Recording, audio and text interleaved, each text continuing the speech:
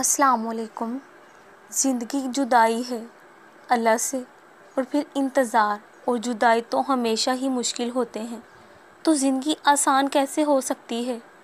اگر محبت سچی اور پاک ہو تو انتظار اور جدائی بھی خوبصورت لگنے لگتے ہیں، اور پھر اگر وہ محبت اللہ کی ہو تو ہر درد سکون بن جاتا ہے۔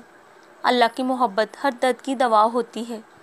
جن کے حصے میں اللہ آ جائے انہیں پھر دنیا اور لوگوں سے کوئی شکوہ نہیں رہتا۔ زندگی کو یہ سوچ کر گزاریں کہ ہمیں ایک دن اللہ سے ملنا ہے۔